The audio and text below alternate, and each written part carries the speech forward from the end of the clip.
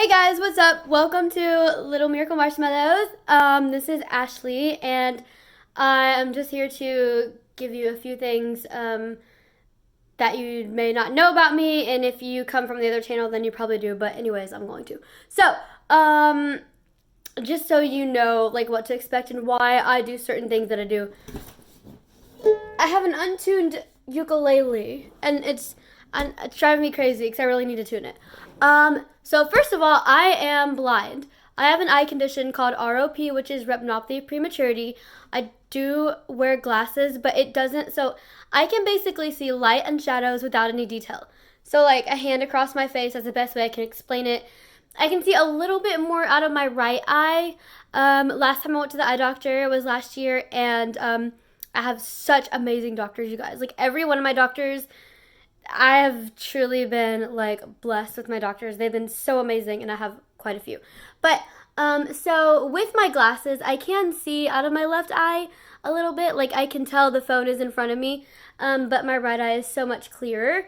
So basically, how I explain it is it magnifies what I can already see. And when I was evaluating last time at the eye doctor, should I get glasses? Should I not? Is it worth it? Because I had been wearing several different pairs, and he had kept changing my prescription, and I was like, this one's working, this one's not, this is really not working. And I went to him last time, and I was like, this is not working, and he was like, all right, I have one more thing I can do, and that's up to you if you want to try it. Insurance does not pay for my glasses, just so you know. They only pay for the frames. So yeah, that's pretty awesome. I think it's either the frames or the prescription. One, I can't remember. It's one or the other, but you can't have one or the other. You have to have both. He also suggested I get flexi glasses because of my seizures, so that if I were to have one, I don't grab them off my face. Like when I was sick a couple years ago, I would grab them off of my face and tear them up and not realize I'm doing it because I was spazzing.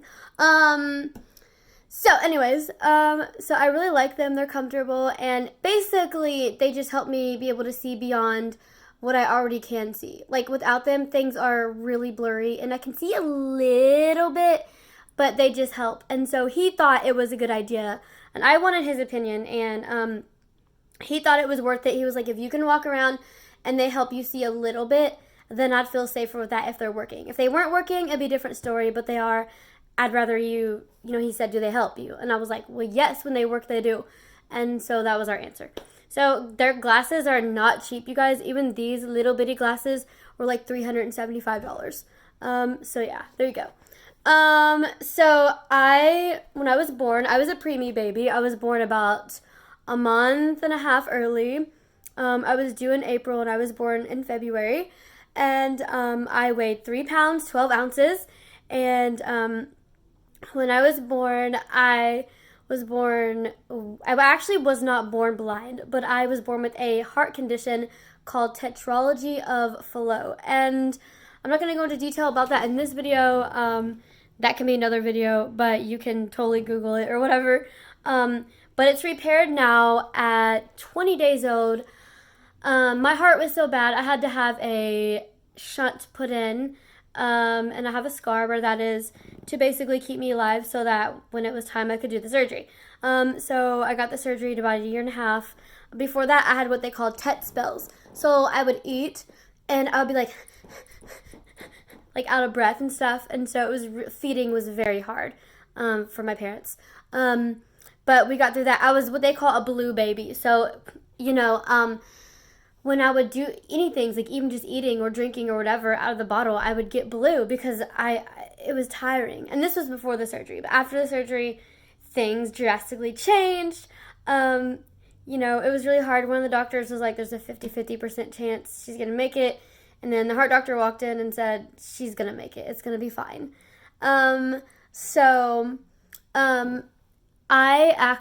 Most people with this condition have to get a second surgery by the teenage years.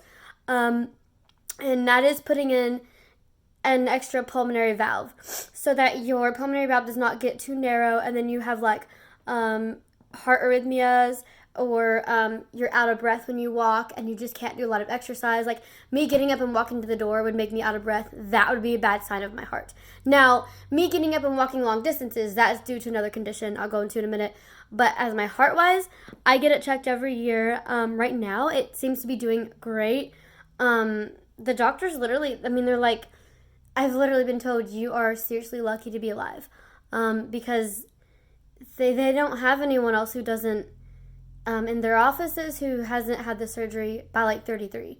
Like I said, you cannot, I've been told you cannot live past like 16 at the latest without the surgery. So I don't know whether to like laugh or cry, but a little bit of both, I'd say. But I just feel extremely lucky and extremely grateful for that.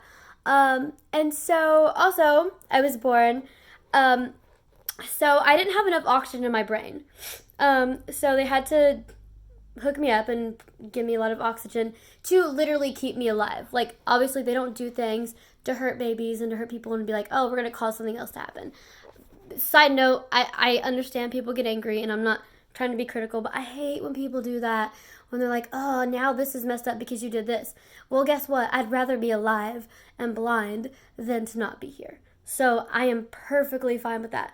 But because I didn't have enough oxygen in my brain, I can't think of the word right now, I have I have spastic quadriplegic hypertonic cerebral palsy. So I can walk, but I do use the AFO braces.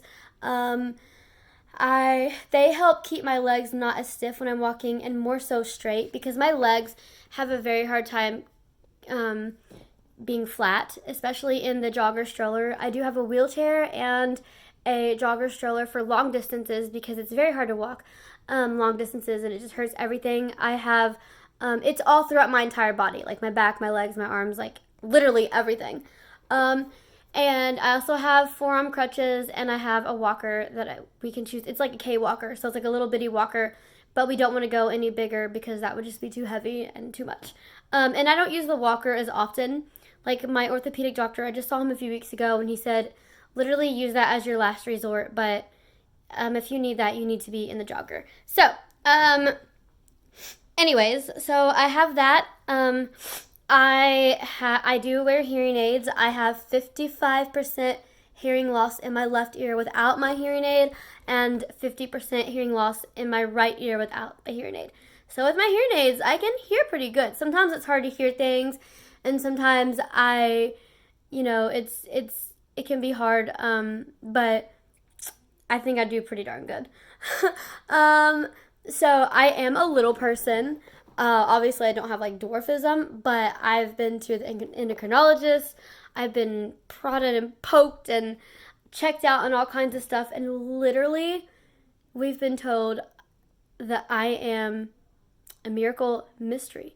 Actually, there's 3 words: orthopedic, neurologist, endocrinologist, heart doctor, and regular doctor. Literally, I mean, and you can't make this stuff up, you guys. We can't make this stuff up. They all say, we know what's going on, but we don't know why. But all we know is that you are a rare medical mystery. They know how to kind of fix me from here to here. Not that I'm broken or anything. But, so I also have epilepsy, and I am on treatment for seizures. I have a rare seizure disorder that infants have, so I'm on an infant treatment. The doctor didn't want to give me anything too much because it would be too much and it would knock me out. And if he had to, he would. He said if the treatment was not going to work, then, he was going to have to up the dose of treatment. But thankfully it does. We've only had to up it once a couple of years ago when I had a breakthrough. And he warned us that might need to happen. But, so yeah, I have that. I have temporal lobe epilepsy, and myoclonic seizures. So like I may have one in my sleep. I may have silent seizures in my sleep. I may have them when I wake up from a nap or wake up in the middle of the night and have one. I do have seizures if I have fevers for a couple of days. I rarely break a fever without having a seizure. And also I have hyperekplexia, which is a startling condition, and it's actually neurological. my last EEG when I got it, we walked into the neurologist and he said, I have a new diagnosis for you. And I was like, you're kidding me. Like, really, you're joking. Like, you really do have a new diagnosis for me. Like, you're lying. Because, like, I kind of like, my coping mechanism is just to be like, no, for real. And he was like, no, really, I do. Come in my office. And I was like, oh, okay. So, basically, it's the loud noises. It is like things that would maybe startle someone for like 2 seconds would startle me for like 30. I get very anxious around loud noises.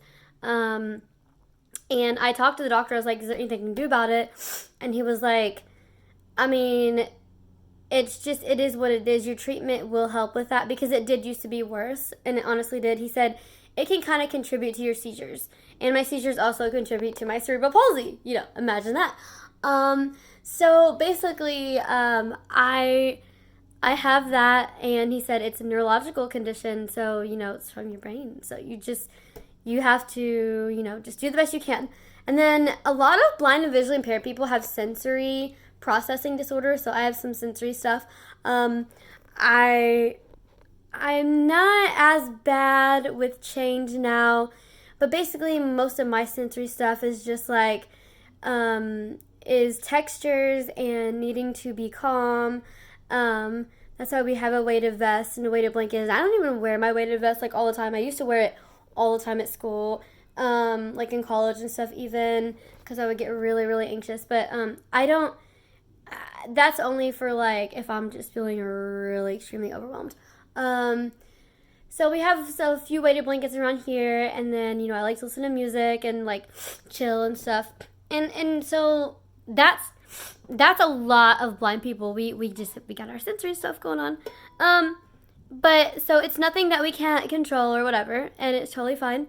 So I am a little person. Like, I'm gonna go back to that, because you're gonna see stuff on this channel that I'm gonna do, and you're gonna be like, why is she playing on the playground in the backyard or swinging or doing this? First of all, physical therapy didn't help. It only hurt my body. So I do horse therapy, which we're currently trying to find a place where we live. Horse therapy, and that has been really amazing for my body. And swinging is another thing that's really good for my legs. Yeah, I do. I go outside and I play around. And you know what? When you're a little person, you can do that. And I don't see anything wrong with it. I just live life to the fullest. Like I said, I am grateful for each and every day. And so if I can share my honest life with you guys, then that's most important. So anyway, thank you guys so much for watching. And I'll see you in the next video. Talk back on. Stop video.